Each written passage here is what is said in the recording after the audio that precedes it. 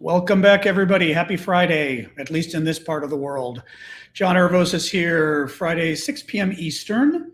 Allergies among us, always. Welcome, everybody, to my daily Ukraine update. Let me get rolling on TikTok right here. Get them coming in. I've got TikTok on my iPad and the rest of you over here. So one moment here. Oop, loading. That's odd. Don't go messing up on me, TikTok. There we go. Let's see. Who's first on TikTok? Who's first on TikTok? Come on. All right.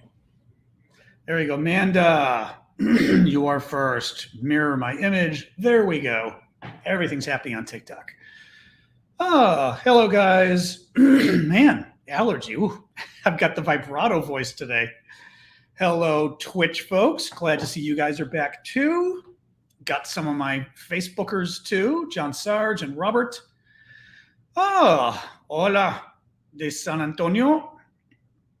Hey guys. Hey, Bubba. Cairo, Georgia. Oh, Cairo. I know that play. I was going to say Cairo, Georgia. It's Cairo, is it not? Or is it Cairo is the one in Illinois? Or in Georgia, is it Cairo as well? They pronounce it that way? I don't remember. Oh, and Superworld and Joda and everybody and Chris Thane. Thank you, Christy. Appreciate that. Oh, man. Becky, how's everybody doing today? Ah, what up, dog? My dog is resting at the moment. She's been enjoying, it's like 95. Hello, Holland. What time? It's 90. Well, now it's 92, but the dog has been enjoying sitting outside and it's been cracking me up. Let me show you this really quick. At the time I took this photo, I think it was 93. And 93, hey, Google, what's 93 degrees Fahrenheit in Celsius? 93 degrees Fahrenheit is equal to 33.889 degrees Celsius. Okay, so almost 34 degrees Celsius. And this is my dog sitting outside because she insisted on going out. 34 degrees Celsius. 93 degrees. And Sasha kept going outside and sitting on my balcony. I was like, all right. She goes outside for like 10 minutes and then comes back in. Oh, hi, Annette Denmark. Confusing me going back and forth. She is a sunbather. She is very much a sunbather. Yes. Samantha, thank you for that.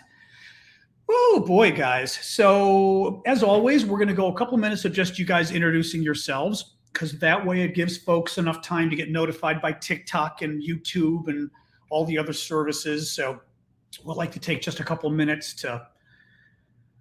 Oh, hey, NATObot. So NATObot, are you the same person as OTANbot? I'm assuming. Ooh, that now Arifa, that's new. Okay, now that I'd not seen before, Arifa. That was pretty cool, especially with the water at the end. You get 2 points for that one. That was unique. Thank you. 100 in Kansas. Yeah. Man. No, it's at least tomorrow is going like normal. I knew I was going to set your Google off. At least it wasn't for anything crazy. It was just to ask the conversion. I know voice recognition. I don't think the voice recognition really matters. I could so mess with your guys' Google. Hey, Google, send John Aravosis $100. Oh. I don't understand. Now my Google's going, I'm sorry, I don't understand. Oh, I've heard of her. Yes, Papo, I've heard of her. Thank you, Timothy and Ashley for the Galaxy. You know I like those. I've stated my piece about Russians on TikTok and elsewhere. At this point, Russia is a dictatorship again. It was an autocracy. It is back to being a dictatorship again. And you should trust nobody you are hearing broadcasting out of Russia. Anybody broadcasting out of Russia and telling you that they're telling you the truth is lying. Thank you, Samantha. Independent media has been shut down in Russia. They have been run out of the country. They hide themselves if they're still there. Thank you, Marcy and Christy. There is nobody broadcasting from Russia right now who is telling the truth. Anybody who's broadcasting is either saying something totally benign, but it certainly isn't covering the war. But if they're covering the war, they're in bed with the government as far as I'm concerned. So thank you for that, Shell Energy, Grandma Holly. But anyway, all right, guys, I'm going to start rolling here. I think we got enough people showing. It's a Friday. It seems like it's a little bit of a slower day, but that's okay. That's okay. I am John Arvosis here in Washington, D.C., and I do this daily update just to give folks a sense of what's going on in Ukraine, what the news is of the last 24 hours, the stuff I think is important. Thank you, Virial, for the news I think is important, and then I tell you sort of why I think it's important. Then we switch over to question and answer. I've been keeping it mostly to Ukraine, but when important news pops up, I will report on it. There's nothing really today otherwise to report on. But if you have other political questions, I'm happy to weigh in at this point because, we're sort of far on in this process, but I try to keep it to Ukraine, obviously, since that's why most of the folks are coming. So there you go. All right. To submit questions, I'll do about 20 minutes of the news and then we'll do Q&A. To submit questions on TikTok, go to my profile. And you should, I'm going to show you right here, you should see a Q&A box. If you look there, there we go. That red line that says when the next live is, and then to the right of it, it says Q&A. Click the Q&A and enter your questions there, and it'll make it a lot easier. That way I won't have to scroll the screen here live.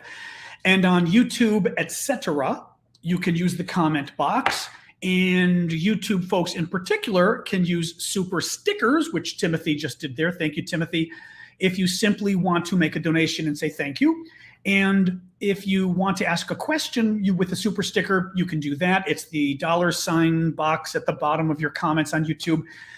And the way that works is I will bookmark it and try to make it the next thing I answer because I can't get to all the questions. But since a super sticker is a donation, I always make sure I get to those for sure. I will always answer those, and I will even try to answer those as the next thing. So let me dive right in. There was some breaking news right before I started. Tyra, T-A-I-R-A, the Angel of Mercy, nurse or doctor, I forget what she was, is free. Remember the woman that was in that video, that really horrible in the sense of just tear-jerking video? She attached a camera to her head and showed her working on the troops, and she even worked on Russian troops. Thank you, Annette. Oh, and I forgot to mention, exactly, thank you for the gifts on TikTok. I will always try to do a shout out when I see the gifts you guys are making there because I really appreciate them. Thank you. So Tyra was the woman that had the camera on her head, the medic, I'll call her, who was taking care of all the different Ukrainian fighters, the two children. Remember the children that she was taking care of, and they both came in. The video was, is she a doctor? The video came in and both children weren't breathing. And I think the sister or the brother had already died. I mean, these are like, kids looked like they were 4 and 7. The one kid already had died. She had the other one on a ventilator and she was crying. I mean, really moving. Well, the Russians had gotten their hands on her. They claimed she was working for, the Azov battalion, the NZs or some crazy thing. Everyone thought she was dead. The Ukrainians got her back. There is no news yet on how they got her back. Honestly, reading between the lines, it sounds to me like it was a negotiation, but it's hard to say. Zelensky announced it. And just from what I was reading in the press reports, my gut tells me negotiation. It did not sound like a special operation. But nonetheless, she's free. She's with her family. She's healthy. So I just wanted to mention that. Literally, news had just broken. And it's funny because somebody had said yesterday, isn't there any good news? Hey, Ali, thank you for that. So I did find you a bit of good news. It was the last minute, but we found it. The European Commission, as was expected, has recommended Ukraine and Moldova. Oh, I'm sorry. Let me jump to the question really quick. I apologize for that. Bash Brannigan.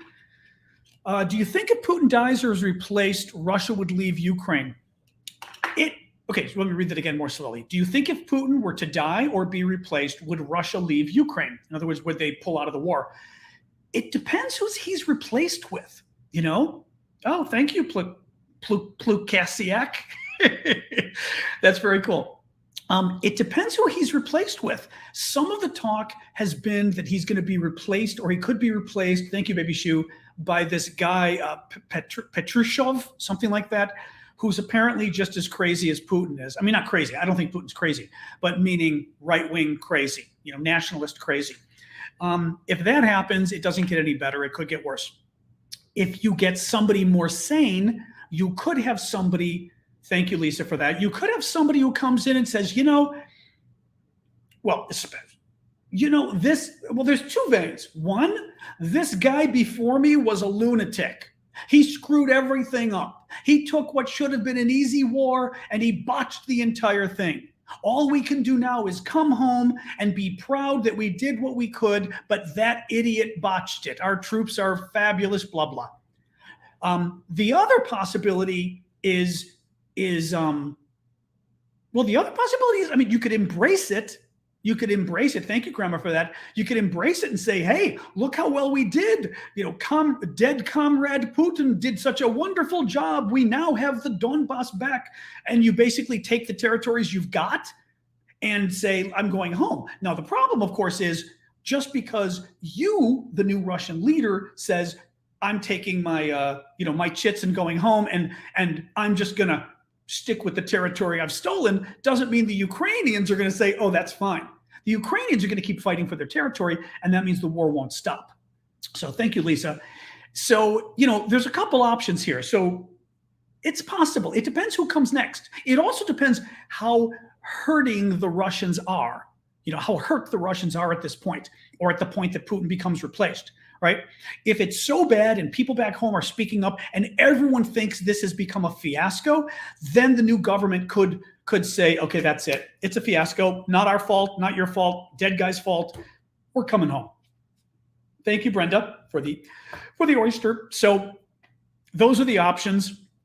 Totally going to depend on who comes next. Got my warm water with honey and lemon this time, since you folks had recommended it. So European Commission. So the European Commission has recommended that Ukraine and Moldova be given candidate status to the EU, to the European Union. The 27 members now need to vote on it. Thank you, Lisa, for that. The 27 states now have to vote on it. I have seen no indication in the press. No, Putin's still there. Somebody was just asking, what if he were to leave? Netlin, thank you for that. It goes to the 27 member states of the EU, and each of them has to vote. Now, I have seen no indications in any articles on whether anyone is considered a holdout, so I don't know on that. I know there was a couple things here. This is a very lengthy process because I've explained this before. It's as if, thank you, Lisa Lee, it's as if for commercial purposes, you're joining another country and you're becoming you're joining another country. And thank you, Lisa Lee, for that as well.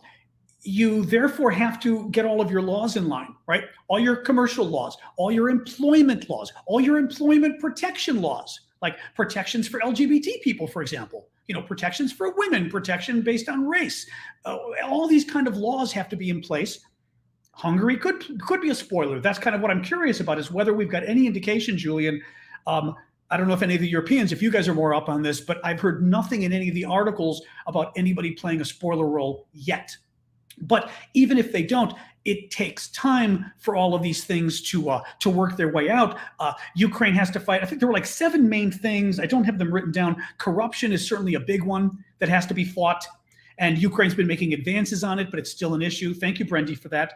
I know, like I said, the LGBT, the civil rights laws, and just a lot of the commercial laws. I mean, think about like in your own country, commercial packaging. EU packages of products have to say a certain thing on them. Like maybe it's the health warnings or the food content and all that kind of stuff, or the fat content.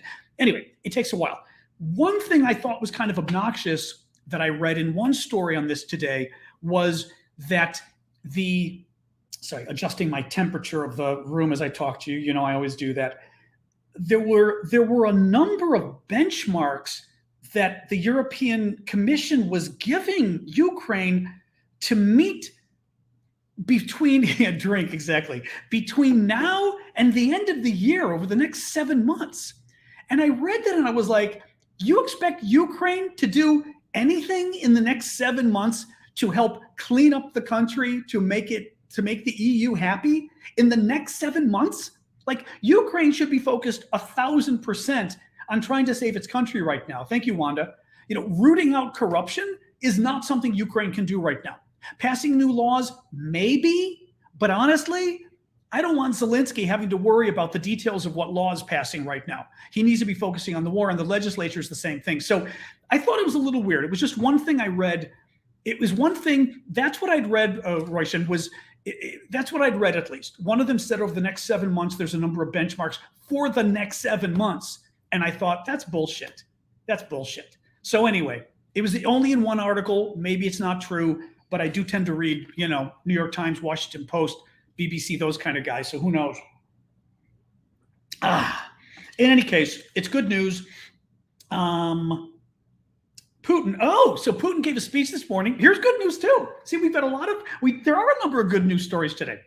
Putin gives a speech this morning at the St. Petersburg Economic Forum that the Russians like to consider, Russian Davos. I don't think Russian Davos, give me a break. Whatever. It's like all the schools, they call themselves the Harvard of the West or the Harvard of the South. None of them are Harvard. Russia's not Davos. Nonetheless, Putin was giving what he called a very important speech. And then the speech got delayed for over an hour because hackers took down the entire setup that they had there. They did a DDoS attack, for any of you who are up on hacking. But bottom line is they took everything down and delayed Putin's speech for an hour, which was great. He then got up and gave a, typical BS speech, Oh, Arifa, you're hitting me with another one I hadn't seen before. Thank you. It's funny. It catches my attention because I'm like, I don't know that one. I'm not even going to go through his speech. It was nothing. It was just more of the same bullshit. I will say one thing. It was very crafty from a spy master perspective because a lot of what Putin's speech, or a good part of Putin's speech, was trying to divide Europe from America. And he was saying things like, Europe, look what America calls themselves exceptional. Now, some of the points are valid, right? America calls themselves exceptional. What does that mean you are? If they're exceptional, that means you must be second rate compared to America, right? I mean, fair points.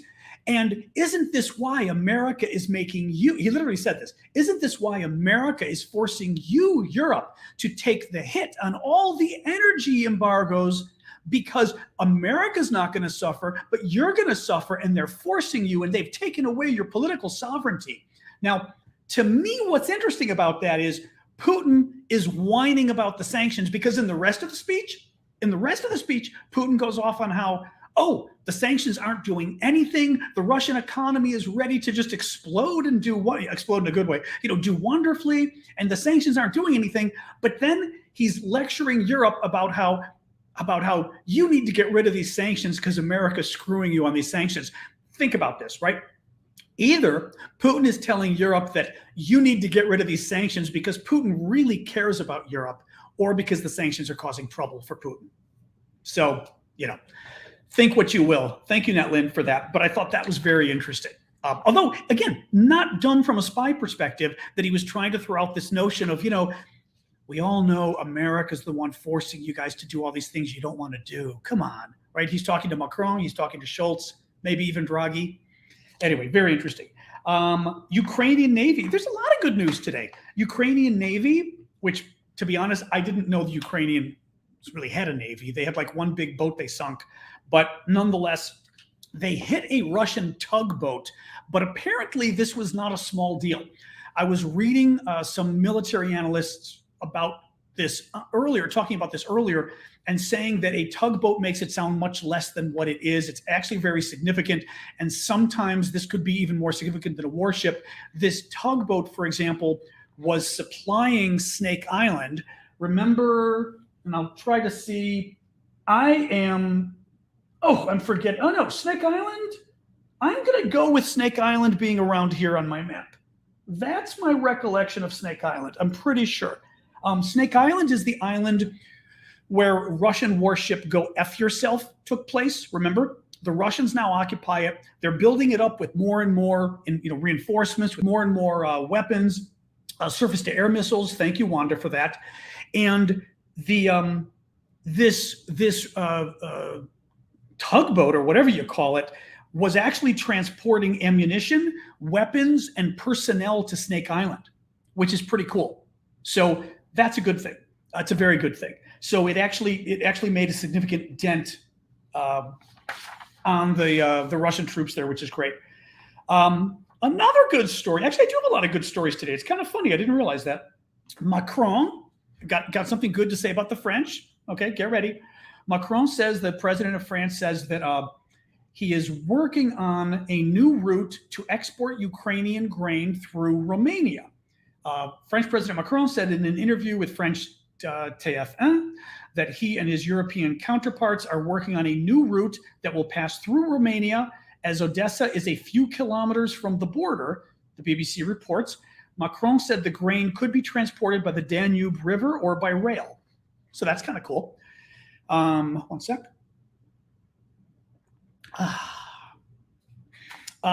In terms of the various fronts in the war, not a lot happening. I will say, I do have Twitter, by the way, as an aside. You can find my Twitter is the same name as my TikTok name, Aravosis. That is my same as my Twitter account. In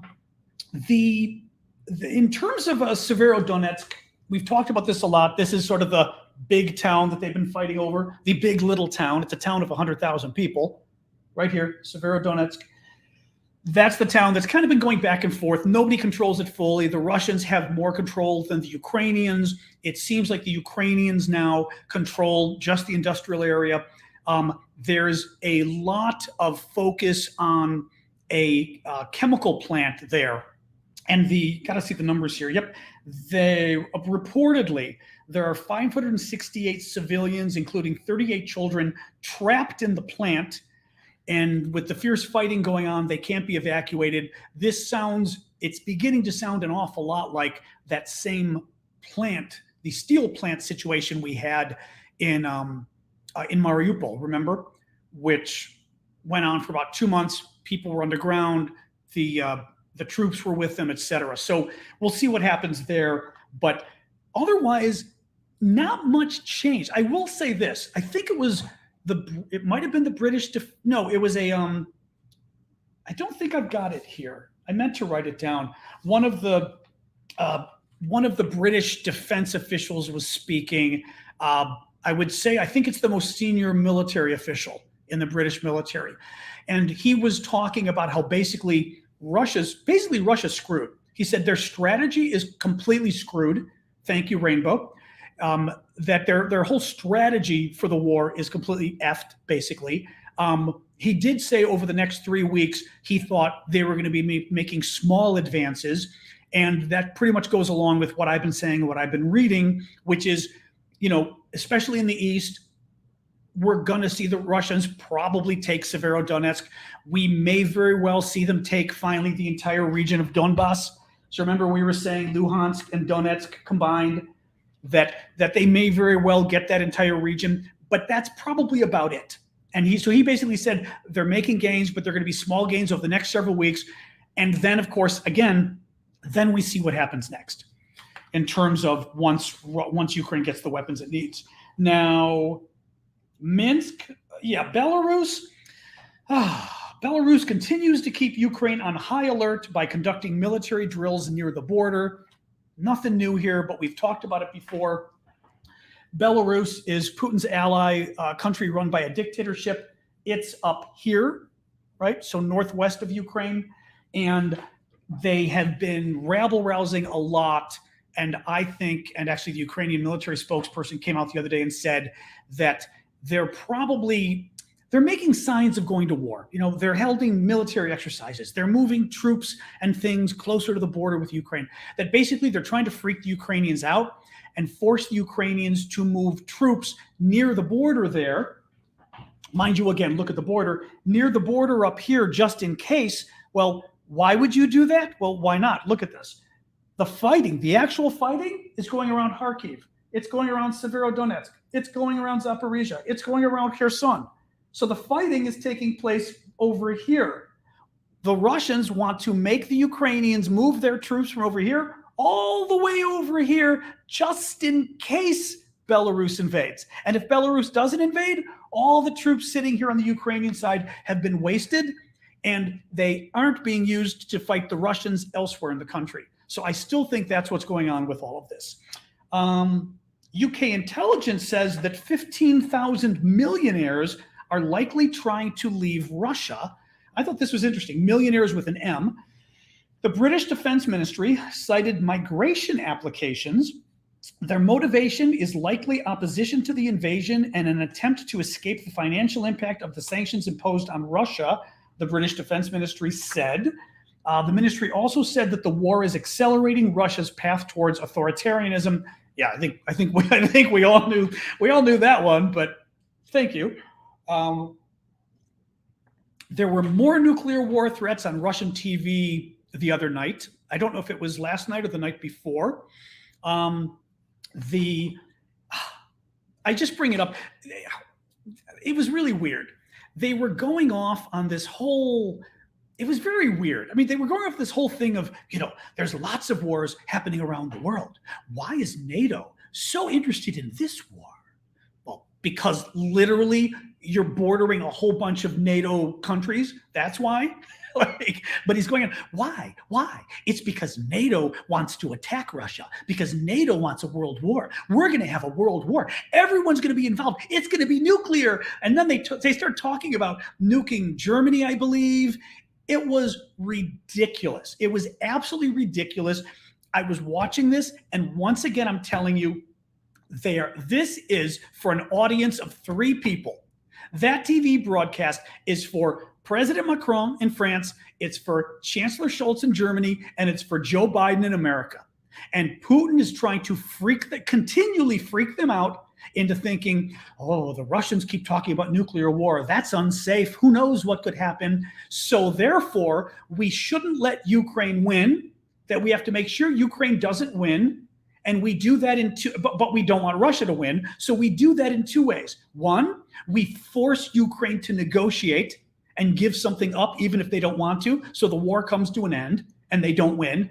And I would argue, you convince those same countries to make sure that when they're helping Ukraine out with weapons, you don't give them too many weapons. You give Ukraine just enough weapons and just enough quality of weapons so that Ukraine can have a tie with Russia, but not so that Ukraine can actually beat Russia. That's what this message is. It makes total sense.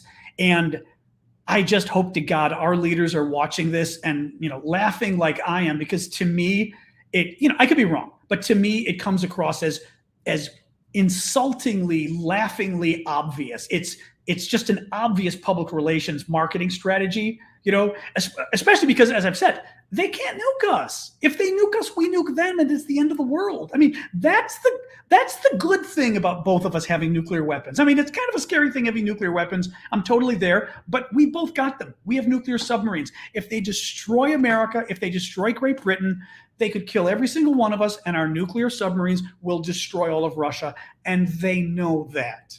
They know that. So, that's the end of that. What else we got here? Harvey was here. Harvey, what we got? Oops, let me get my glasses. Thoughts on pledging Ukrainian troops until Ukraine prevails. Thoughts on pledging 2,500 Ukrainian troops until Ukraine prevails, taking them to the Brits for training and equipping, then bringing them back. What impact could this have on the war, positives and negatives? Well, one of the things, oh God, did I not even put it in here? I forgot to put in Boris Johnson's visit. I totally forgot. Boris Johnson did a surprise visit to Ukraine today, and he announced a special training program that is going to train 10,000 Ukrainian troops. They said over 120 days. I don't know why they said 120 days, but they mean 4 months. Thank you, Madeline, for that. So I'm not sure if that's what you're getting at, Harvey, or not. Hang on one second here. But is that what you're getting at? I think that's what you're getting at. I don't know that it's 2,500 troops. Like I said, they were talking about 10,000. It was, I mean, I think it's important. What I saw, I don't have it in front of me. They were talking, shoot, I wish I had it in front of me. They were talking about cyber. It wasn't just training them as if, you know, you got new recruits, we'll help train some of them to get them at least ready. It was training them specifically on some British expertise. One of them was cybersecurity, which made me think, when I saw cybersecurity, I was like, what's that about? Then I was thinking, oh, thank you, Madeleine, for that. I was thinking, oh, do they mean like hacking? Maybe. I suspect cybersecurity might mean hacking. It also means helping the Ukrainians protect their own stuff. But there were several other categories that they were being trained on, which is important. And 10,000 isn't nothing. I mean, right? Weren't the Ukrainian troops coming into the war around 200,000 or so? Wasn't it? So, I mean, even 10,000 is 5%, which is not small. And depending what they're being trained on, you're spreading 10,000 troops all over the place. So they could have a big impact on, you know, every unit across the country or whatever it is. So, I mean, I think it's great. What is interesting to me, actually, and I hadn't thought about this till you asked the question, the fact that the training's going on over the next 4 months and that it takes 4 months to train 10,000 troops means the Brits are in this for the long haul, that they're actually preparing for the long haul, right? I mean, that's what's interesting to me, that they're making that clear, that he's planning for what comes next. So anyway, but I thought that was pretty cool, though. You've seen jobs advertised in Ukraine for cybersecurity. Oh, that's funny. That's funny. As long as the bad guys don't take them over. Just looking to see some of the comments you guys are making. I will say he's been, you know, exactly. Boris Johnson, he's been good on the invasion. I mean, you know, whatever you say about the guy, he's been good on this stuff. I mean, let me, actually, just two more quick little things real quick, and then we'll get into this. Slovenia is sending 35 infantry fighting vehicles. Very cool. The UK Defense Secretary, Ben Wallace, warned today that in some parts of the country, the Ukrainians are outgunned 20-1 in artillery vis-a-vis the Russians, that it's as bad as 20-1. But he said, you know, with the increasing amount of weapons they're sending, hopefully that will catch up. Kazakhstan today, this was funny. The Kazakh president was at this economic forum with Putin today. And he goes through this sort of litany of countries that he's not willing to recognize. Thank you, Grandma, for that. And, you know, breakaway regions, things like this. And among the ones he mentions he's not willing to recognize, he mentions the two regions in eastern Ukraine, right? You know, Donetsk and Luhansk, that the collaborators declared independent. Putin recognized, and Putin's about to annex. And it was very interesting because Putin was there when he said this. And from what I was reading, let me read this real quick. I don't have it here, but that basically somebody else was saying there are a part of Kazakhstan and northern Kazakhstan that there's, thank you, Putin sucks for that. I'm glad you're back. That there's a part of northern Kazakhstan that he's worried about Putin potentially taking. So that it was in his interest to say, you know, we don't recognize these provinces. But to say it in front of Putin was very interesting. It was very interesting. Okay, now I'll go back to people talking about the UK again. Nathan says, good UK friends tell me that unfortunately Boris is like their version of Trump, despite him being good with the war. I mean, maybe. I mean, Boris Johnson clearly is a lot smarter, I think. And you know, on the Ukraine stuff, well, he's also a lot different than Trump on Ukraine too. Thank you for the little crown there, Style Cat. You know, Kazakhstan is an ally of Putin, you'd think, but this speech, yeah, he wasn't going to recognize the two provinces. which is very interesting. And I mean, I will say, look, Boris Johnson, for all of his foibles, it's amazing what he's doing with Ukraine. I mean, how he's been handling this has been just amazing. It really has been. They have similarly silly hair. Yeah, that's true. I wish Boris would brush his, but it does. It drives me crazy. Just see what else people are throwing in, since that was the end of what I was going to tell you guys anyway. So let me look here. Takes at least 120 days to train a soldier on some weapon systems. Okay, so that timing would make sense, David. Raymond May says, in the first war, we trained the Australian 3 Division over 4 months on Salisbury Plan. These soldiers beat, First War. You mean World War I? I'm thinking the First War. What was the First War? We trained the Australian 3 over 4 months. These soldiers beat the Germans in the fall of 1918. 10,000 is a division. Okay, so basically saying 10,000 is actually a lot of men. Okay. Well, that's good then. So, Harvey, the answer to your question is yes, that's actually a significant number of men to train, men and women, since this is Ukraine. Professor G, at some point, MAD, which is mutual assured destruction. Mutual assured destruction is the old, still current theory that if two powers like the US and Russia have lots of nuclear weapons, we are mutually assured of destroying each other, so neither will attack the other because we know we won't get away with it. Now, Professor G is saying it will fail sometimes. Someone will hit the button because they simply don't care. Some men just want to watch the world burn. Maybe. The thing is, okay, but you'd have to have somebody crazy in power. You'd also have to have the military willing to, I was worried about our last administration, to be honest, in that regard, but I don't think our military would have done it. The generals made clear they would have stood up to him and said no. Now, would they have gotten away with it? I mean, all of that becomes an interesting question, right? And the same thing with Putin. If Putin were crazy, I don't think Putin's crazy, so I don't see him doing it. But if you had a Russian leader who's crazy, I don't know whether we know enough about the Russians to know whether somebody in their military would stand up if it was clearly crazy. And it was just, like you said, some guy who just wanted to watch the world burn, who was nuts, and gave the order, and the generals went, "What the hell are you thinking?" Would the generals have the nerve to stand up to that? I don't know. So, all right, let me go look on my my tiki-taki questions. TikTok. Burp. Hang on. Get the phone the right way. Tick-tock, tick-tock, tick-tock. Here we go. Q&A. Do you think Biden is throttling weapons to Ukraine so as to not allow them to crush Russia and anger Putin? Absolutely, positively do I think that. Yes. That's been my concern from the beginning. Biden has made clear from the beginning that he doesn't want to start World War III. And he thinks World War III starts, thank you, Ricky Ticky, for that. He thinks World War III starts by Putin becoming so angry that he responds in some way that forces NATO to get involved militarily. And, sure, that's a possibility, but I think Biden has drawn the line somewhere a little ridiculous, like we said, which is MiG fighter jets and tanks and this kind of thing, and how long the rocket launchers are and this kind of stuff. I mean, yeah, I think that's exactly what's going on, and it infuriates me.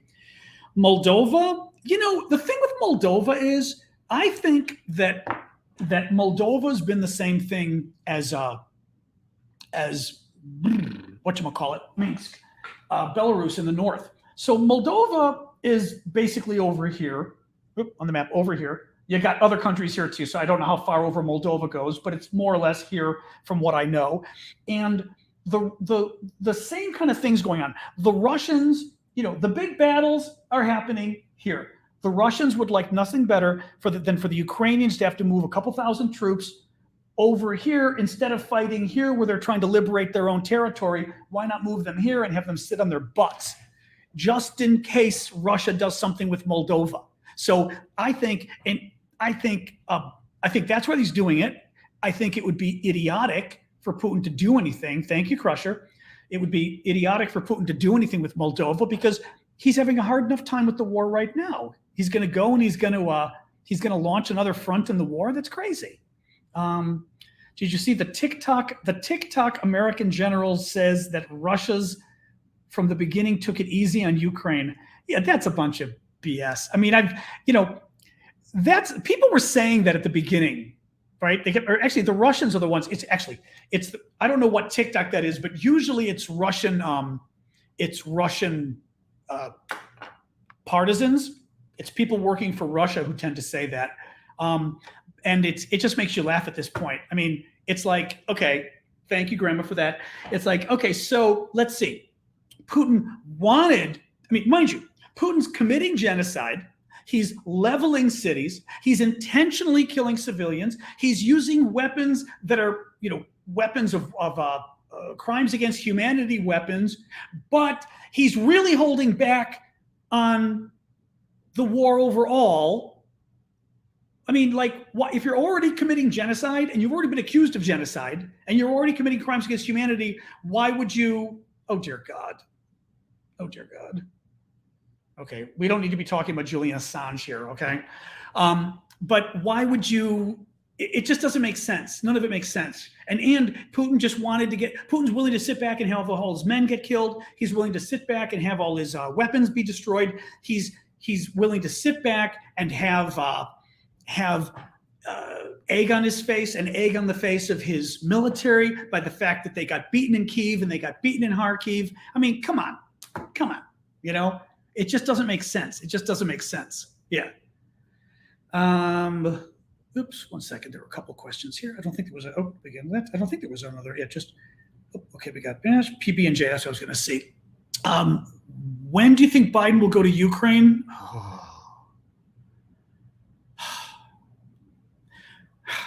I tweeted this morning, I piss people off in my Twitter feed.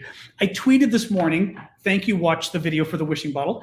I tweeted this morning and said, okay, so now we've got European heads of state going for their second round of visiting Kyiv, and Biden hasn't even gone once. There is something to be said for image, okay? And I get it, an American president, it just does require more security than other leaders in principle. But Biden, I guarantee you, Biden wouldn't want to make waves. He doesn't want to be the story. Thank you, Madeline, for that. Cairo. I love it because it's a different postcard each time. He doesn't want to make waves. He doesn't want to be the story. He doesn't want to detract from the war and have Zelensky have to worry about him. I guarantee you, these are the discussions Biden is having, right? And he's not thinking, first of all, about just the imagery of it. The American president standing side by side. Actually, maybe he is thinking of the imagery of it. Maybe Biden doesn't want to be seen with Zelensky. He doesn't want to give the appearance of America is in this war for the long haul, that America is in this war, for this man next to me to win. I think he maybe that's why he's doing it. But it is, I think, a huge mistake. It is a huge mistake politically. Biden, the United States, should have been the first president there. We should have been the first foreign head of state in that country to visit. It would have been heroic. He sent his wife, which is pathetic. I'm sorry, it's almost a stereotype. You send your wife. Really? I mean, it's a war and you sent your wife? No offense to the wives out there, but meaning you sent your spouse? If it was Kamala Harris, I'd say you sent your husband because you couldn't go, right? I mean, it's just pathetic. No, I think it was a huge mistake. He's not thinking politically, and he's not thinking of Democrats' own reelection. He's not thinking of his own reelection, and that should be part of the calculus as well. It just is. I don't think you make military decisions based on your election. Of course not. But if you're going to go, one of the calculations is you at least have one aide telling you, it might not look bad for you to go because you're the guy who pulled the coalition together. But no, it's absolutely ridiculous that Biden hasn't gone. And every time another foreign head of state goes, I think it makes Biden look less and less. But as you know, I am increasingly not a fan of Biden on a lot of this stuff. I'm telling you. And every time I talk about this, I lose followers on Twitter. And this is the problem. I mean, on the right and the left, both. People can't handle. One of the things I've learned over years of doing politics and years of doing activism as well on civil rights is you have to hold your own people accountable or things will not happen. You've got to get them elected. And then once they're elected, you've got to hold them accountable. I mean, another day we could go through a long story. You know, I was one of the key people holding Obama responsible on LGBT rights during his administration. And, you know, we had a lot of wars with the administration and it made a lot of press.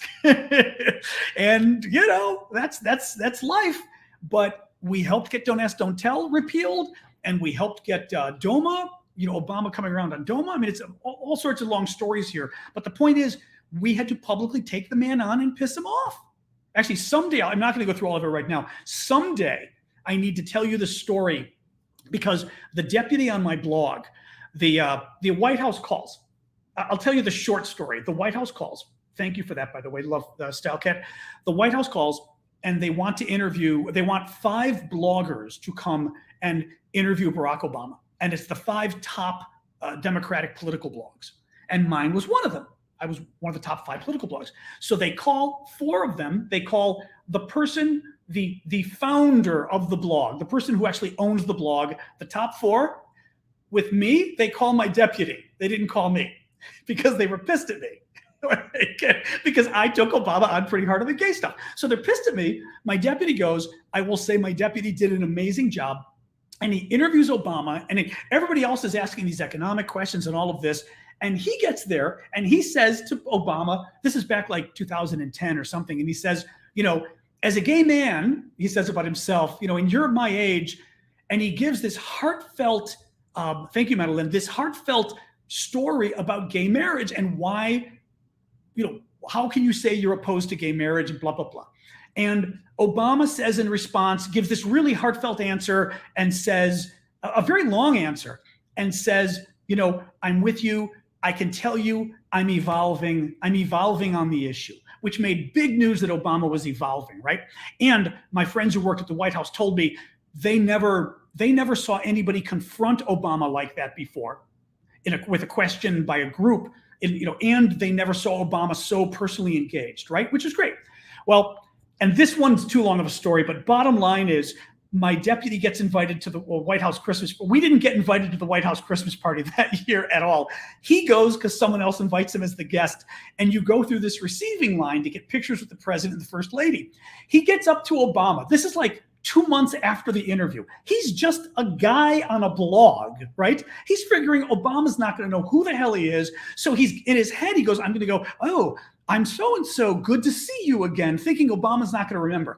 He puts his hand out to Obama, and Obama goes, I've done everything for your community. I promised. You wanted this, and I did it. You wanted this, and I did it. I've done every single thing. I've got the generals. Obama is going on for like 5 minutes berating my blog deputy because he was getting into trouble on Don't Ask, Don't Tell and not getting credit. There were witnesses. It was written up in a book. It was the most amazing. It's a much longer story, but the most amazing story. Anyways, so I don't know why I was going off on that. Something you guys got me going off on that. Oh, about challenging. Yes, it was about challenging power and challenging presidents. This is what you got to do. You got to get your folks elected, and then you've got to hold them accountable because it's the only way. It is the only way to get them to do the right thing because politicians end up backing off a lot, and they do. I'll have to talk. We can talk about it at the end because it was a much longer back and forth with Obama. I mean, he was pissed. He was pissed. But it was amazing that he remembered my guy and remembered, you know, and remembered that it was my blog going after him. I was like, yes. So anyway, all right. Yeah, but let's talk about Ukraine first. We'll save that one for the end for folks because the end is when we do our free-for-all and everything else. Sorry, I didn't see your guys' question. Oh, in a row. Leon. Hey, Leon, that looks to me like you tried to ask a question and it didn't go through. Feel free, if you haven't already, to write your question at the bottom of the, through a comment, and you don't have to pay for it since you obviously already tried to submit it. Oh, that's a super sticker. I'm sorry. Oh, thank you. That was just a donation. Okay, thank you. I thought it was a question. I appreciate that. Harvey. It's always with the Biden stuff. As a person, after reading his autobiography, thank you, Linda Kahn, After reading his autobiography, I respect him a lot as a person, but he's really messing up with Ukraine. Could this cost him re-election? I don't know that Biden's like, it's funny. I'm very torn here. I don't want to say Biden's really messing up with Ukraine. Biden, I think, no offense to the rest of you out there, but I think Biden pulled together the international coalition, right? And I think, especially with what we're seeing from France and Germany, my guess is Biden might have cajoled them, you know, at the beginning of the whole thing. So I suspect and he's got a lot of foreign policy background. I suspect that expertise enabled Biden to really put the coalition together, right? Which is great. But my problem is that I fear, and I got into this in one of my TikTok videos, I fear that Joe Biden likes to make a deal above all else, and that he's a moderate. And when I say moderate, I don't mind him being a moderate, but he always wants to cut a deal. And it doesn't matter how the deal is, how good it is. Now, in terms of the election, what I worry about is, thank you, Putin sucks. Biden, God. There are a couple problems Biden has with the election and for Democrats overall. He's really bad at political marketing, okay? He doesn't sell stuff well. He doesn't know how to sell stuff. Republicans, for example, will talk again and again and again and again. How's my Bitcoin? I'm waiting for it to drop lower so I can buy even more. That's how my Bitcoin's doing, smarty pants. I'm looking forward to it getting even cheaper. I'm a buy and hold guy for my investments across the board, so I like cheap. But I don't think Biden knows how to market well. As I've talked about before, Biden is old. He looks old. He comes across old. I think it's unfair to call him senile. But does he come across that way sometimes? Yeah, he does. And that does not help. So that's a problem right there. Thank you, Flower Lady. The Ukraine stuff in general, I think what's bad about Ukraine for Biden in the election is this isn't doing him any favors. Thank you, Fleabaggy. I don't think Ukraine's doing him any favors because I don't think Biden's getting credit for the good stuff he's done. I think Biden comes across a little, I don't know. I just think Biden comes across, Biden's not in the news on Ukraine here in the States. And most of the news in the States anywhere right now is about the economy. People are worried about inflation. Inflation's very high. And with interest rates going up now, they're worried about whatchamacallit? They're worried about a recession, you know? I mean, so I don't know. I don't necessarily see Ukraine screwing it up. What I see Ukraine being is a missed opportunity. That's what I see for Biden, where he's done good things and he could sell it much better in terms of how well he's done at this point. You know, that's what's bothering me. Thank you, Fleabaggies. If you want to talk Bitcoin, I'm happy to have it be one of the questions we do at the end, because at the very end, when we finish with Ukraine, it's just a free-for-all hanging out. So I'm happy to have that be one of the free-for-all things we do. Thank you, Miss Mickey. So there, I mean, I'll move on from there, but I think he's missing opportunities and coming across old, which is not going to help him or the Democrats overall. And his approval rating sucks right now, which is not helping us. Daniel, I can see your little image. There it is. I know how to recognize your little thing in the corner. There it is. Moldova, I think, generally supports Ukraine. Yes. It's the pro-Russian breakaway Transnistria area, which borders Ukraine. That's correct. That's the problem. Like Belarus, except they are very weak. Correct. Yeah, I didn't mean to say that any different. I was just saying Moldova overall. But it's the Transnistria problem. Correct. And Putin using his troops there, and the Transnistrians literally, I read, have like, oh God, was it like 2,000 troops or 8,000 troops or something? I mean, it's literally nothing. And frankly, the Russian troops they don't have that many Russian troops there either. Thank you for that, Marcy. Let me make sure I didn't miss anything else here. Okay, Harvey and Leon. There we go. Let me grab another TikTok question. I think Russia still does have a Soviet Union attitude. I think they do, having visited the Soviet Union personally. Yeah, conspiracy theories. I do not answer conspiracy theories. More questions. Moldova. Who controls Snake Island? The Russians are controlling it right now. The Russians are definitely controlling it. Oh, Leon, did I miss something here? Oh, that was Leon was trying to ask a question. Okay. I thought you might have been trying to ask a question. Thank you, Madeline, for the lights. How would GB, George Bush? No. Great Britain respond if their captured civilians are executed? Don't think Boris would mess around. How would the U.S. respond? Well, I was saying before that to me, if our citizens were executed, and we're talking executed, not they died in war, but literally as we know, 2 British citizens were captured, a Moroccan citizen. They were literally members of the Ukrainian army. They were not mercenaries. They had lived in Ukraine a long time. They enlisted. They were members of the Ukrainian army. They were captured and they were tried for treason, which is insane, by the collaborationist government in the East and sentenced to death. All of this is a war crime, of course. Thank you, Grandma. And I've said that the appropriate response is not to declaring war, because these are not American troops or British troops. The appropriate response is, if you kill them, a large number of collaborationist troops get blown up. You use your intelligence and you find a military headquarters and you make sure you blow up the leadership of the breakaway province.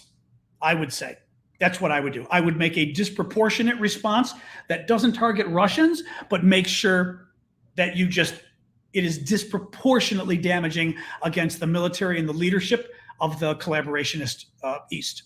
That's what I would do. That's what, and Boris, I wouldn't, at least the way Boris is being on all of this, I would think that might happen. How would the U.S. respond? Joe Biden would be worried about escalating. I'm not convinced Biden would do that. Boris might do it. I think it should happen. I'm not convinced Biden would do it at all. At all.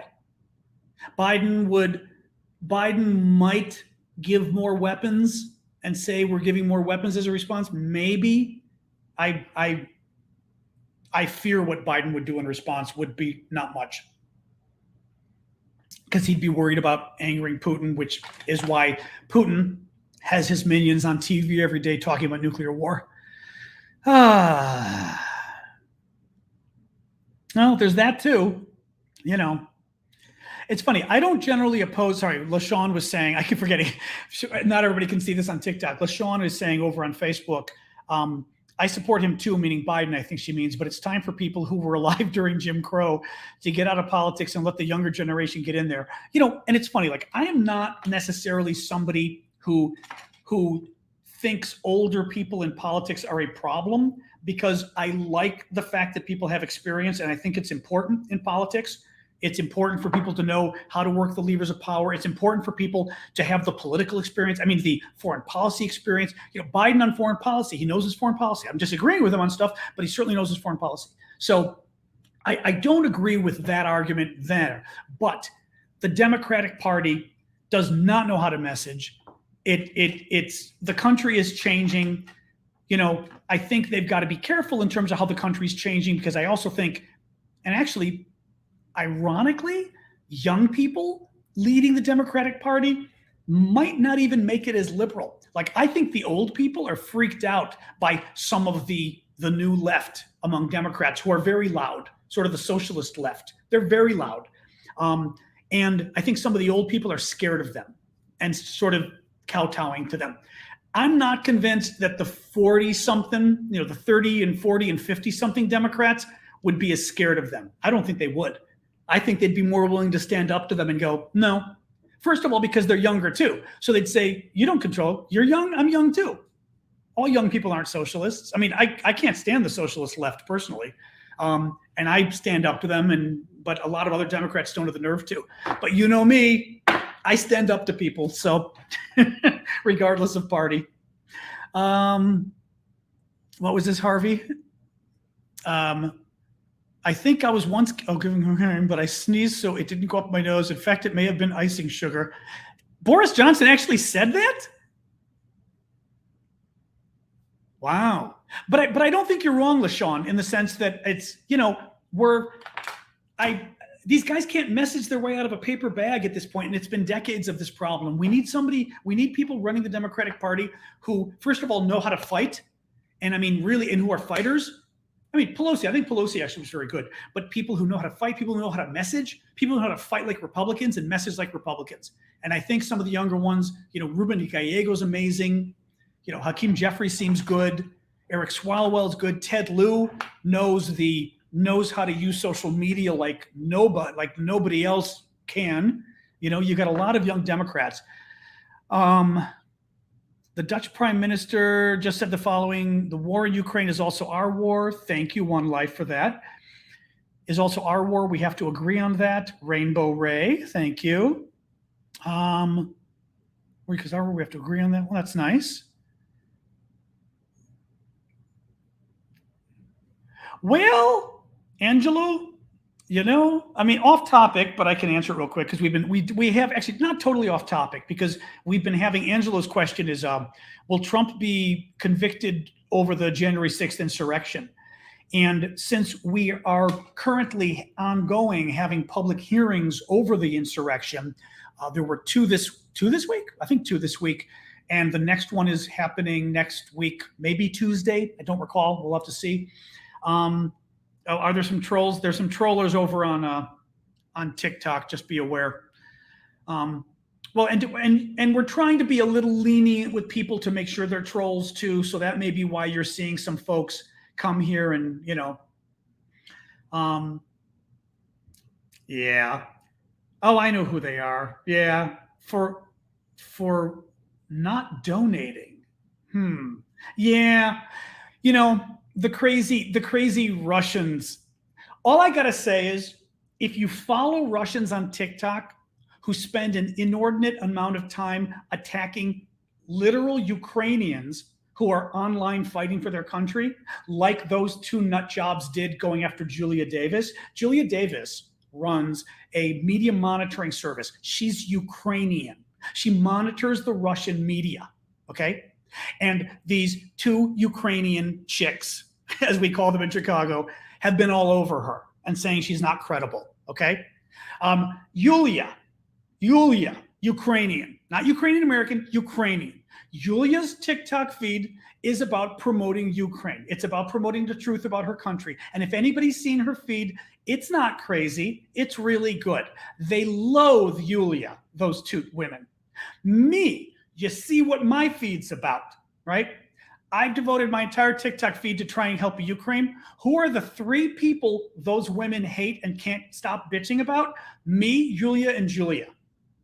That should tell you something, okay? I've raised $53,000 in humanitarian aid for Ukraine. How much have those women raised? Yulia raised $20,000 for a project of humanitarian aid. How much have those Russians raised? Not a freaking dime. Not a freaking dime. But seriously, no, but what bothers me is because people are falling for it. This is misinformation at its purest. You are not, I'm not going to tell you who they are because I don't want folks to go over there. You are not broadcasting from Russia and telling the truth about, and broadcasting about they're broadcasting about the war. I mean, it amazes me. They've got these followers. I'm sorry, but their followers have got to be dense. You've got Russians broadcasting about the war and you're trusting them? There's no way. There's absolutely no way. So thank you, Sassy. But all I've got to say is, and I'll stop with this, there's no point in wasting time on them. Just ask yourself why they're so fixated on me, who's spending full time trying to help Ukraine. Why they're fixated on Yulia, who's spending full time trying to help Ukraine, and both of us are raising money for Ukraine, and why they're fixated on Julia Davis and literally told me before I blocked them, you can't trust her.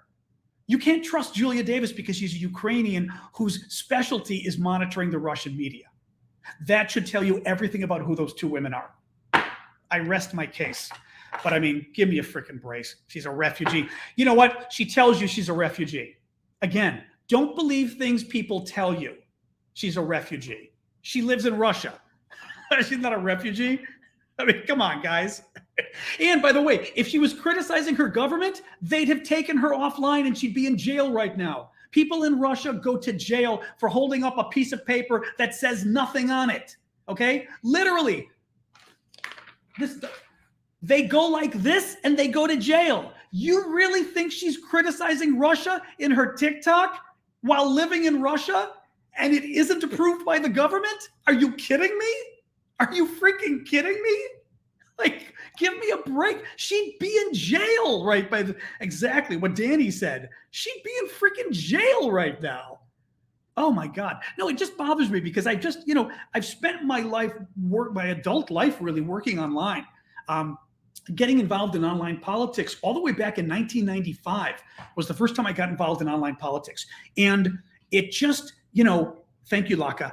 And I think because I've had to deal with the fake people for so long, my first online community I had to monitor was in 1998. I had another long story, but the short of it is I blew up the story about Matthew Shepard. Matthew Shepard was the young gay guy, 21 years old, who died in the horrific hate crime in Wyoming. I blew that story up single-handedly. It was me. I am the reason you knew. I am willing to say I am the reason you know about that story. Long story, but that was one of my first, if not my first big online advocacy campaign. I had to deal with a lot of trolls in the online community I created, meaning people who come just to cause trouble, people who are pretending to be allies and they're not. Thank you, Rainbow.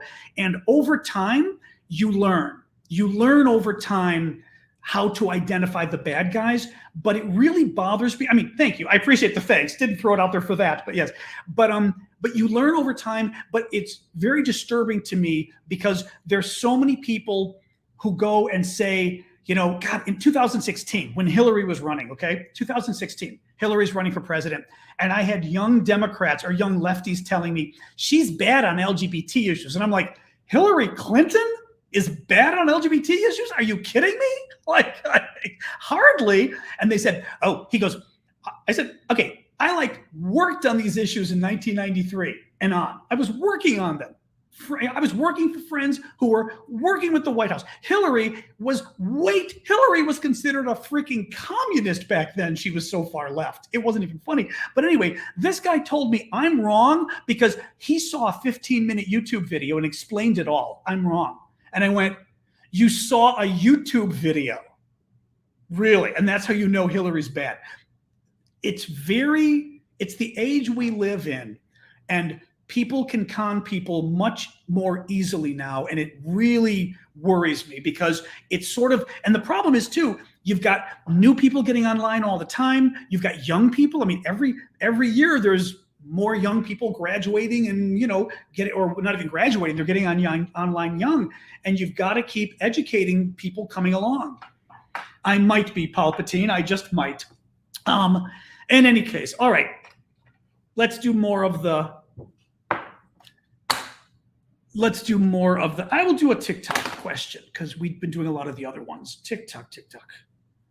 But it just bothers me because, and I've talked to the other like super duper Russia experts too. I reached out to a number of them. And when I told them the situation about those two women broadcasting from Russia, everybody I contacted went, there's no way it's legit. There's just no way. There's just no way. I mean, so, And they started giving people these bullshit lines about, well, this was what got me too. This is what got me too. I swear to God, I'll stop after this. But I kept asking, how is it they broadcast from Russia but are able to criticize the war? How does that work? Why aren't they in jail? And everyone tells me, oh, they've already explained it. They have VPNs, virtual private networks. And they kept telling people this. And I'm like, really? The VPN stops them from going to jail? The VPN is what, now those just got shut down, by the way, in Russia, but the VPN is what helps you maybe evade the censor and it helps you broadcast. It doesn't keep you out of jail. Your face is there. You say what town you live in and you even say your name. And that is the name. We even checked out one of them. One of them was super easy to find. I found her name. I found where she used to live in England. I mean, everything. She changed her name actually from Russian to a British name. I mean, it's not hard to find this stuff. We were able to find it just looking up her online. The Russian government knows who she is. But anyway, I stop. All right, a question from Rita. Can there be a peacekeeping force placed at the Belarus border? Yes. Now the problem with that becomes, somebody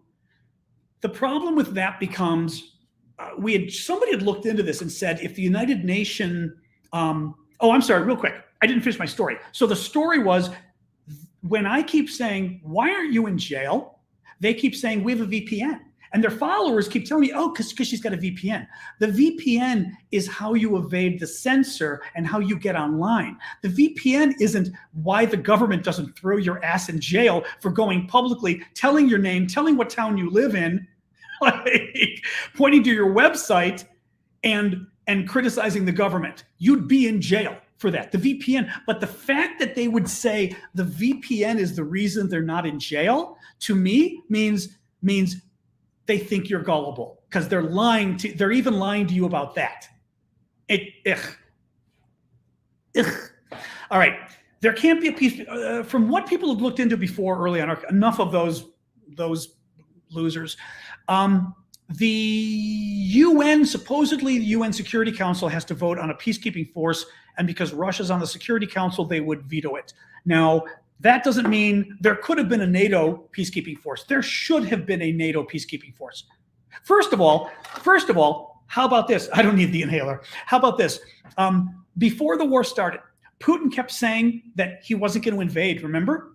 We should have gone to the UN and said, great, then let's get a NATO peacekeeping force to put inside Ukraine, and watch Russia veto it and go, wait a minute, you said you're not even invading. Why are you afraid of not even NATO, I'm sorry, UN peacekeeping? Why? The UN isn't going to invade, or the European Union, right? Or NATO, frankly. NATO should have put peacekeepers in there. We should have gone in from the beginning and said, no, you're not doing this. You know, again, Thatcher would have done it. Reagan would have done it. I mean, sometimes you've got to have the balls of these guys. VPN is not something completely different in Russia, Mike. A VPN's, you're joking, okay.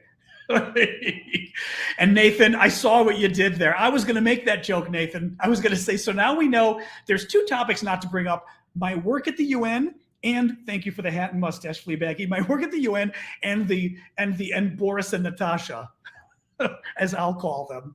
Natasha, call them Boris and Natasha. So no, they should have. It's too late. Now, having said that, it's not too late to put a peacekeeping force in Western Ukraine, right? I mean, right now, the contested, meaning the areas that Russia's got soldiers in, okay? Outside of Kharkiv, going over, I mean, this isn't exact, but you get the, here, I'll move her question so you can see Rita's question. More or less outside of Kharkiv, coming over here, you know, around here. I don't know how far over here, going up to Zaporizhia, pretty much along the river. So everything's south here to here. And of course, this here. So this is where the Russians are. You could put peacekeeping in all of this because the Russians aren't here. Russian troops aren't here. There's no problem putting peacekeeping forces in all of that because there's no chance of running into Russian troops. So you could do it today. You could do it today. So there, yeah. Oh, thank you, Elise. Like I said, didn't mean to get into the whole discussion now, but yeah, that was a fascinating story too. Maybe we can talk about it afterwards, because I had said I'm Matthew Shepard. Well, we'll talk about it afterwards. But it was funny because I begged the gay groups to get involved, and they told me, "Oh, this story will take 3 weeks to blow up." And I was like, "I don't think so." I wanted to do a website, and I said, "We've got to do a website about this." No, it'll take 3 weeks before the media is interested. So I said, "Okie dokie, I'll do it myself," and it blew up.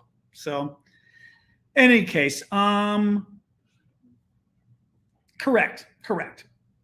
Jesse, thank you, Jesse. Yeah, I see, because Soletto's weighing in. Yeah, they were trying to claim the VPN is why they weren't being arrested, and they were telling their followers that. And I was like, no, your face is online, your city is online, you say where you live, and as I said, we Googled one of the women and found everything about her, where she used to live in the UK, that she lived in the UK, what her original name is, that she changed her name. I mean, everything about this woman we now know.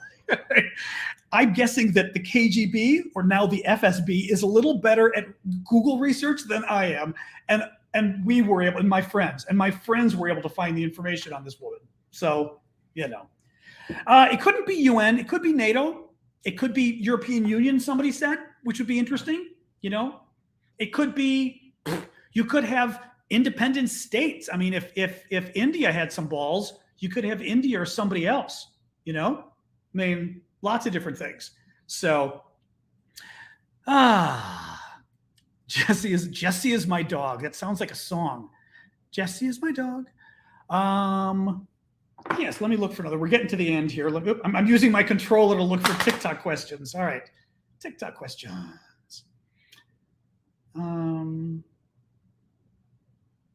Oh, wow. Now, that's an interesting question that I don't know enough history to answer. This sounds like a great history question for an exam question. Listen to this. Who put the question? R67214. Some are saying that Russia doesn't want to go back to the Soviet Union. It wants to go back to the Russian Empire. Interesting. So I guess like go back to the Tsars versus go back to the Soviet times. I wouldn't know enough about it, but that would be like a fascinating question for Harvey to answer in one of his classes. Yeah, I saw that about Schultz. Schultz in Germany refusing to nationalize the German Gazprom, but then giving it 10 billion euros to keep running. Yeah, I don't know enough about it though. I saw that, but I don't know enough about it. We talked about mercenaries yesterday. Yeah, somebody's talking about mercenaries here. We talked about it sort of in depth yesterday, about what the definition was. We sort of came to the terms that, you know, mercenaries are paid. Actual members of the military are volunteers or conscripted, but mercenaries are guns for hire. They're actual guys you pay and say, hey, we'd love, I told you, it's what Mother of Dragons did when she bought her army and then didn't really buy it because she killed everybody. Those were mercenaries. All right, let me look. Was there more? Any more on here? David, August, what rules of engagement could NATO troops deployed in Ukraine have to both defend themselves and not start World War III? Well, that's the issue. He's talking about rules of engagement if the troops were sent there as peacekeepers. I don't know. I mean, the idea of sending them at all is they're meant to be sitting ducks. They're meant to be a tripwire. You know, if Russia bombs and kills them, it's war.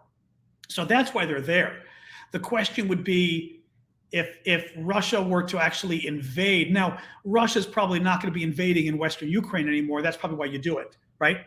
And why you would move them, why you put them in Kyiv and other places, because they're not invading now anyway. I don't know. I don't know what the rules of engagement would be. That's a tough question. It's a tough question. But I'm not sure you'd have to come up with it anyway. You'd have to figure out what the answer to that is, or you wouldn't do it, obviously. But I'm not sure. I don't know.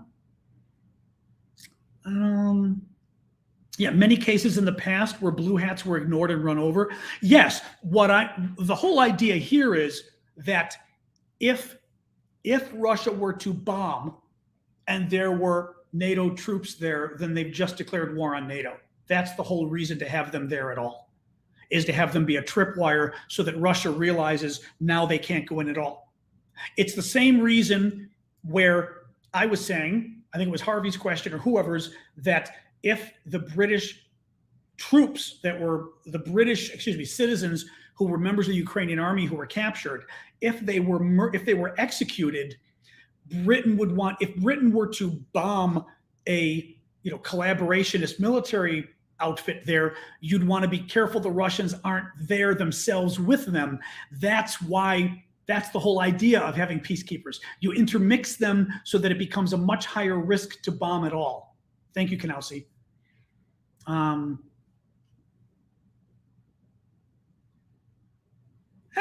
mean, Daniel says thoughts on the EU moving forward with Ukraine membership. No, I mean, I think it's good. It's kind of funny in a way because Putin claimed that was why he invaded Ukraine when he took Crimea in 2014, that he was afraid of Ukraine getting, and at that point, Ukraine, I think, was they were considering some kind of an economic agreement I don't think it was candidate status. I thought it was some other kind of economic agreement with the EU. And that was enough for Putin to claim he was angry. So the irony is, Ukraine may end up becoming a candidate anyway. And actually, because of the invasion is the funny part. Because clearly France came around. France came around because of all the shit it got, because of how bad it was big, So, I mean, that's interesting. So once again, things blew up in Putin's face. Was it called EU association? Yeah, I didn't know what it was called. It was some kind of economic friendly thing that they were going to do with the EU. I thought that was not candidate status, if that's what it's called, EU association. So the fact that they're doing candidate status is even better. No, I think it's great. And now you got Finland and Sweden too. I mean, on so many levels, this is blown up in Putin's face, which is great. But, anyway.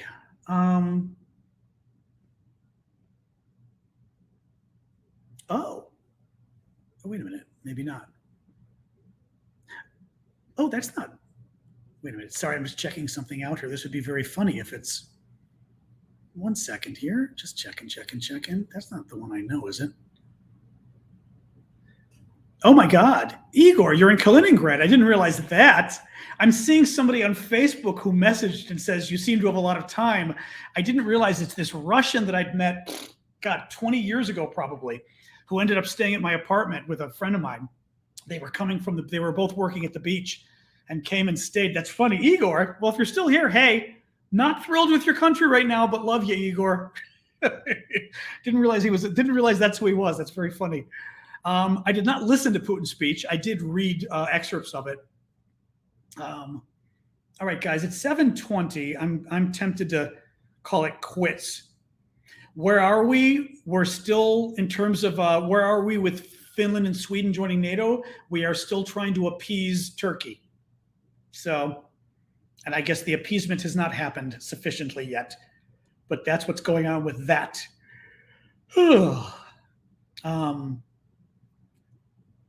So yeah, let's shift over to hanging out. Actually, LC, it looks like you did intend to have a question. So if you did, feel free to just write what you're, there it is. Is the embassy open in Ukraine? The US? Boy, that's a good question. We were kind of holding back, and we do have an ambassador now. Hang on a second. I don't know. It's the U.S. embassy in Ukraine. It's funny. That's the question that popped up in my browser. Well, I've got the hours of operation. That doesn't really answer the question. It was reopened a while ago? Okay. It reopened last month. Okay, it did reopen last month. I didn't remember. Good.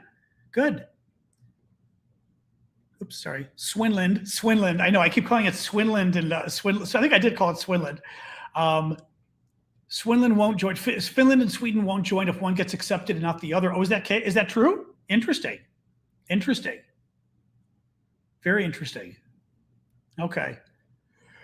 Oh, see, I held my yawn until now. How good was that? Didn't yawn until now.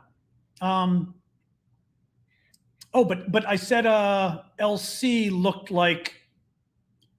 Oh, that was your question. I'm sorry, LC, that was your question. Oh, good. So we did get your question. Okay.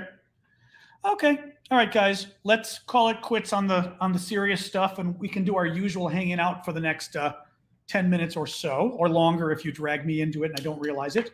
Thank you, Coach. Appreciate it. Recap. You are correct. Recap. Ooh la la. I've got to find my. I think it's this. It is this. Okay. Recap. So, and thank you for the hat and mustache. Sasha is okay. Sasha, as I predicted, it's going to take some time. I don't want to get into the gory details, but I can, she's not regular yet. We'll put it that way. So it could be a couple of weeks of Sasha getting her rice and chicken diet, which is fine. I mean, that's how, oops, change my light here. That's how I've done it before with her. Oops. There we go. So I'm like adjusting the light as we go on here. But it's going to take some time with Sasha with this stuff. It always does. It's a couple of weeks of getting everything calmed down. So, but at least it's not bad. We'll leave it at that. So the recap, Sasha's 12 and a half, but knock on wood, she's small, so she's hanging in there. So the recap, Tyra, the angel of mercy, is free. Tyra, who is a doctor, I believe. Why isn't your live on Twitter? Maybe. Tyra, okay, we'll have to take a look. Sam, I did not see that.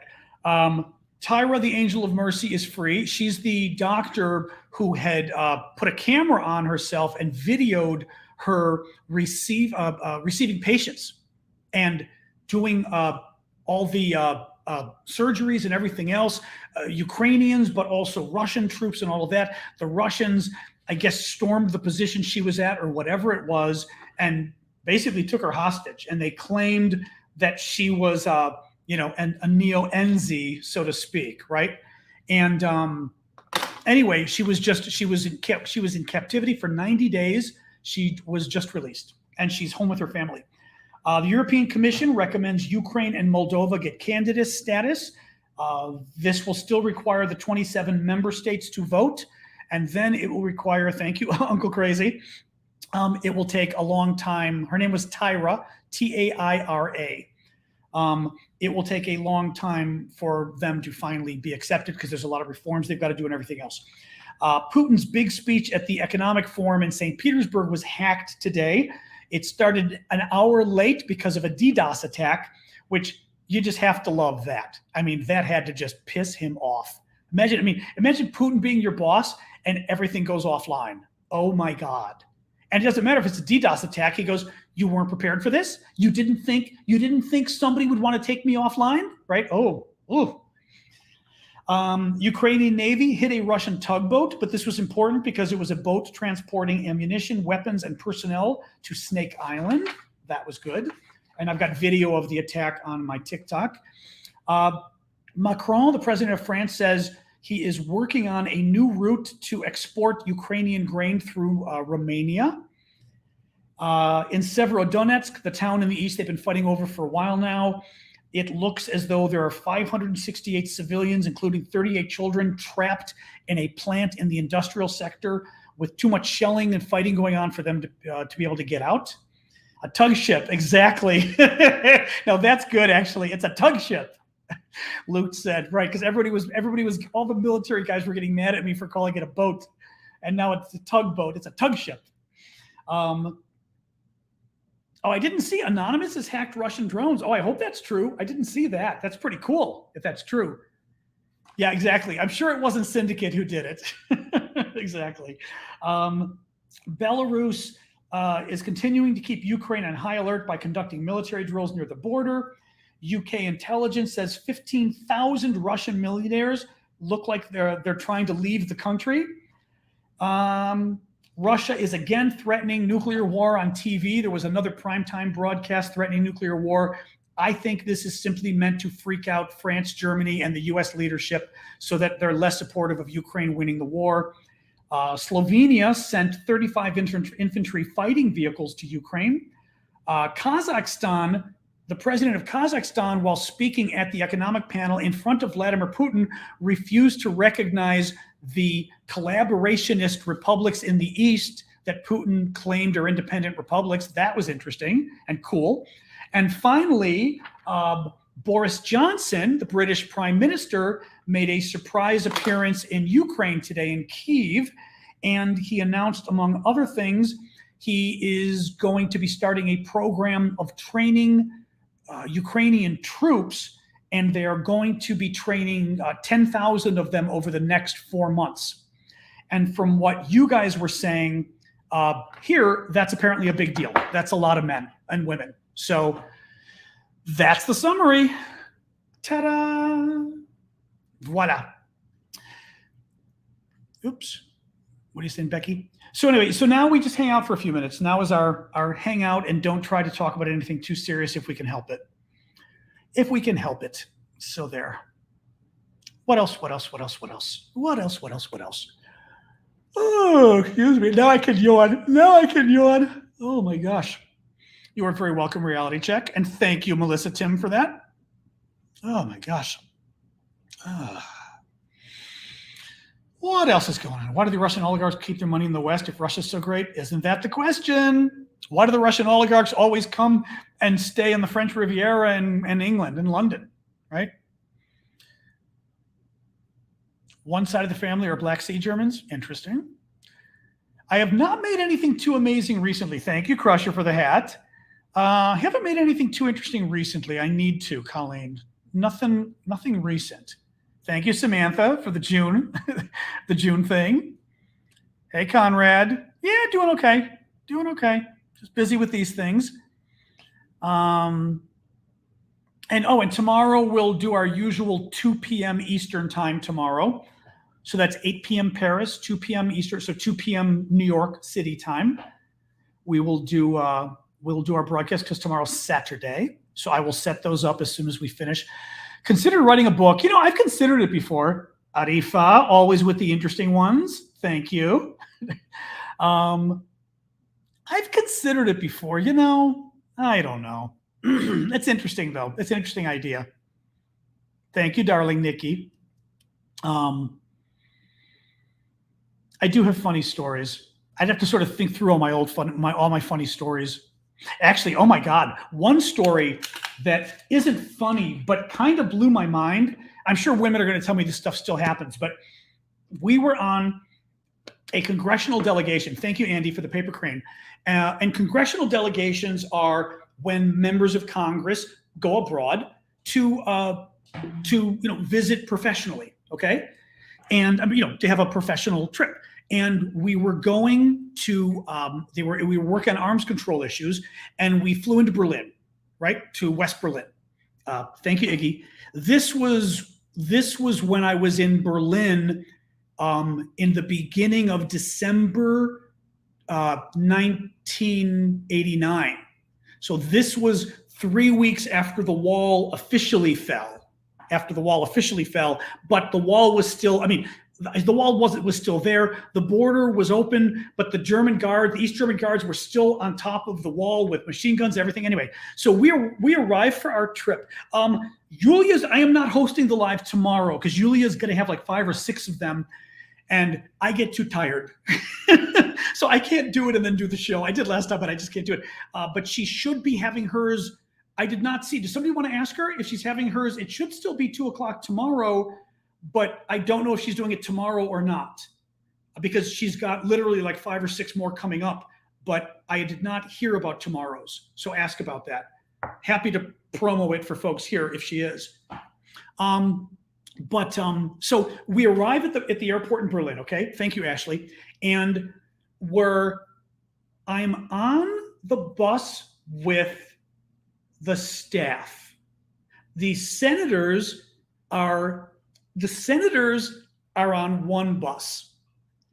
The wives are on another bus. And I'm with the staff. And I must be with the staff and senate. No, I'm with the staff and senators. No. The senators got a really nice bus. The Senate staff were in just a big bus that looks like a school bus. And the DCM of the American Embassy is visiting from Bonn. The DCM, who's the number 2 guy in the embassy, often CIA-ish, he could be, but the number 2 guy in the embassy comes onto our bus and he walks up to Bob Dole, Senator Dole, very important member of Congress. At this point, Dole was probably the top. Probably the top Republican in the Senate. He wasn't the leader, the Democrat was, but he was big. He was important, right? Very important man. Comes up to his staffer, who's a woman. This is Bob Dole's arms control staffer. Now, I handled a lot of issues. She only handled arms control and defense. She was like, that was her expertise, right? Comes up to this woman and in front of us goes, "Oh, I'm sorry, you're on the wrong bus." And her name was Myra. Now, Myra's kind of interesting because Myra, and only you who are super geeky will remember this. Do you remember Melania Trump getting some staffer fired because she didn't like her. And she got the woman fired. That was Myra, which was just kind of an interesting little aside. Well, the guy comes on the bus. The number 2 from the U.S. Embassy comes on the bus. This is 1989. And I'd never seen, and I feel guilty now in retrospect because I'd never seen anything like this. And I was speechless. And I'm pissed at myself for being speechless. Comes on the bus, turns to Myra. And Myra is hard as nails, not very nice person. Hard as nails, kind of I mean, she's petite woman, but she's gruff. Her voice is kind of gruff. She's from New York. She's kind of obnoxious. I think Myra's obnoxious. But the point is, she's a strong woman, this lady. Her expertise is arms control. I mean, she knows, and she's from New York, I think. Like, she's a strong woman. He comes up to her and goes, "I'm sorry, you're on the wrong bus." And she goes, "I don't think so." She's like, "I don't," and we're all kind of looking. She goes, "I don't think so." She goes, No. The wives are on the other bus." And she looks and she goes, No. I'm Bob Dole's arms control staff."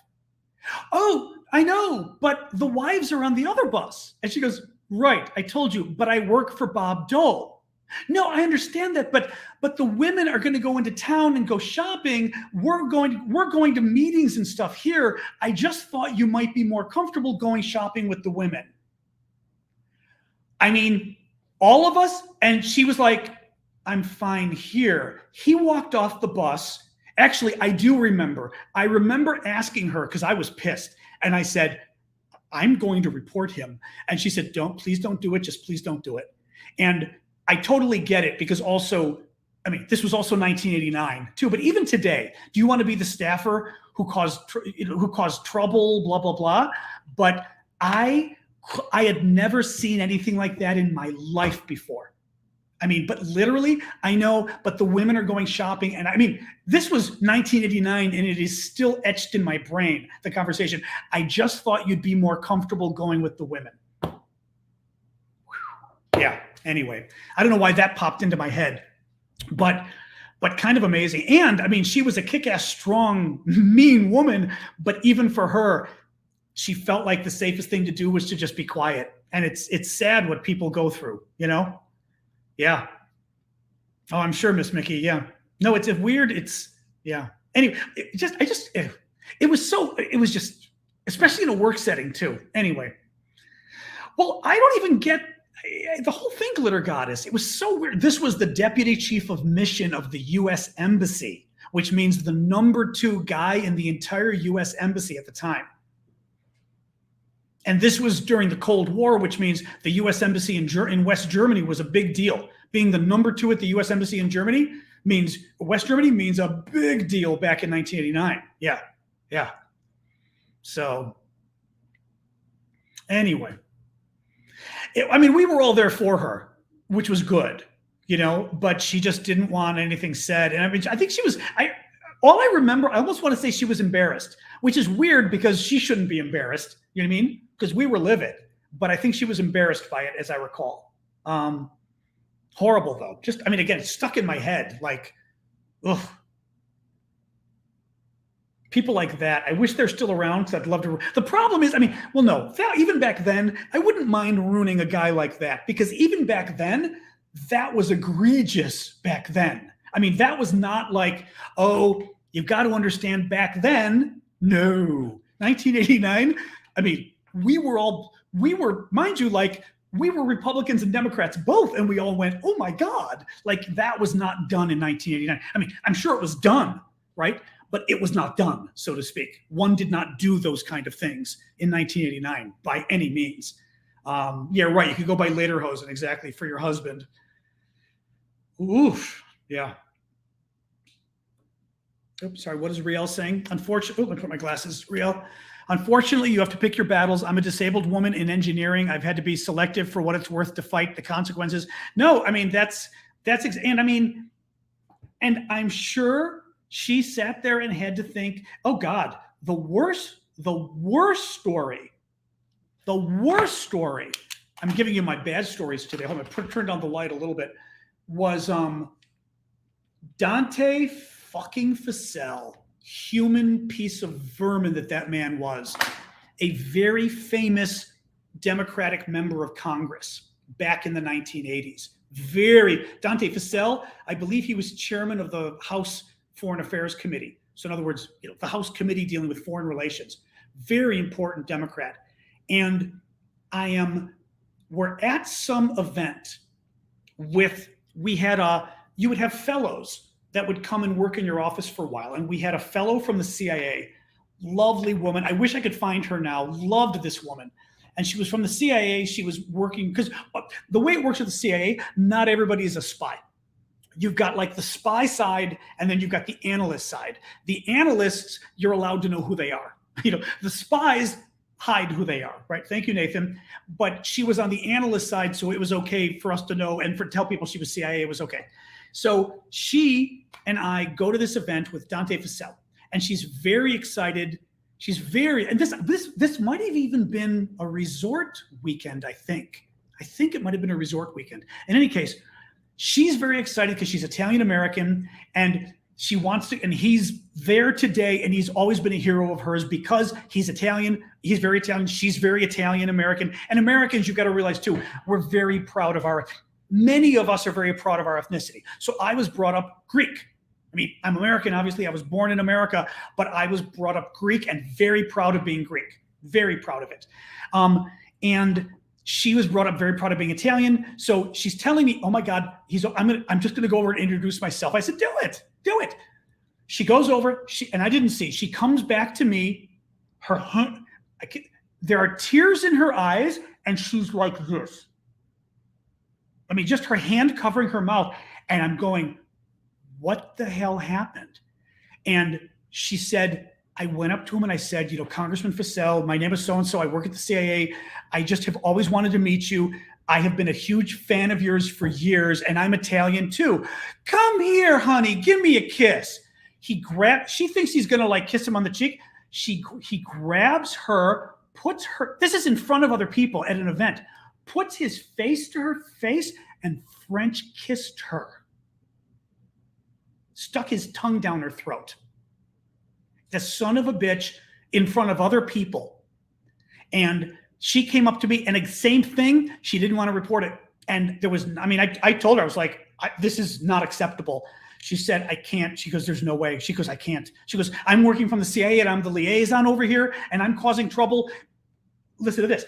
And I'm causing trouble with the guy that runs the committee overseeing my agency, because that's the committee that oversees her agency. I mean, the whole thing was a disaster. And she told nobody. She told me. But some of they all aren't this way, but some of these guys are this way. I know. You should have kneed him in the fucking balls. Sorry, shouldn't have used the word. But I mean, that kind of crap. And I mean, I'm telling you, because I would have done it. Had she said, I don't care, do something, I would have gone up to him and I would have embarrassed him and said, you just fucking French kissed my friend 5 minutes ago? Are you out of your fucking mind? I would have absolutely destroyed. And nowadays, of course, we would have had the camera on. But oh my God. And she was a good friend, and she was in tears like this. She was telling the truth. Just makes me sick. Oh no, I'm sure. Oh God. But I just don't understand people like that. Maybe that's the whole point. I don't understand people like that because I would never do that. It's just so sickening. Ugh. Anyway. Well, exactly. Imagine what happens behind closed doors, right?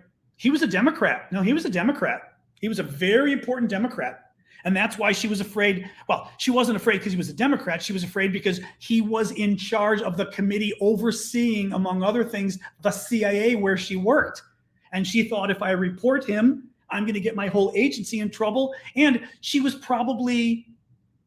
might have been 40 years old, right? She had another 20 years to go if she wanted to stay in, at least another 15 easily, that she could have stayed. And because at that point in her career, she's at the point in her career where she could start really making it to the senior services, which are very important. Hell, she could be there now, or now she's probably retired, because I think she might've been 15 years older than me. So now she could be retired, but it's just so, God. Well, no, I because I'm decent. I mean, I like to think that isn't necessarily a badge of honor that I wouldn't French kiss somebody who didn't ask for it. But I mean, yeah, we should all be so. I mean, but I'm with you. Like, oh boy, I will say that it's funny. I've had guys pinch me when I'm in a bar, and I was so offended. It was the strangest thing. But like pinched my butt, and I just thought it was so freaking rude. It was funny. I felt violated, and it was funny because it was like a stupid thing, but it actually felt violating. Like there was something, even as a guy, where like I didn't feel like it was a physical threat. Obviously, it just felt so like a violation. It was weird how much it bothered me. Any case, yeah, those are the two weird stories. Didn't mean to give the weird stories today. I mean, it is violating, but I was surprised how much it felt that way because I was thinking, it's rude, whatever. But maybe that's it too, just the disrespect. Ugh, anyway, but French kissing, oh my God, I can't even, that would be so gross. That would just be so gross, Yeah. Ugh. Oh, but yeah, poor women. And again, still having to worry about this stuff, So, but then there was the time that my favorite time though was when Strom Thurmond, who at the time, I Googled the age, I think was 89 at the time, was one of those senators who just kind of walked around, because he was 89 and was brain dead. And he liked to go Republican of South Carolina, very brain dead at this point, 89 years old. And he liked to go to events that we would have on the Hill in the Congress because he'd get food for dinner. And the story was, and we saw him do it, he kept plastic bags, like little baggies in his pocket of his suit. And he would grab shrimp and get a lot of it and put it in his pockets to take home to eat later. Well, one time we're at an event. There was a fundraiser on the Hill for George Bush, the first George Bush. And Bush is going to be speaking and my boss was going to speak or something. So we were there, we were helping with the event or whatever. I was a Republican back then. And I'm standing there, and I think Bush is speaking now. I'm standing there. Next to me is this blonde woman from our office. And next to her is Strom Thurmond. Well, in the middle of the speech, I suddenly feel somebody going like this to my elbow. I must have been wearing like a long sleeve shirt that was rolled up or something. And I feel just this on my elbow. Strom Thurmond reached behind her back, thought he was going to start playing with her elbow and started playing with my elbow. I just pulled it away really fast.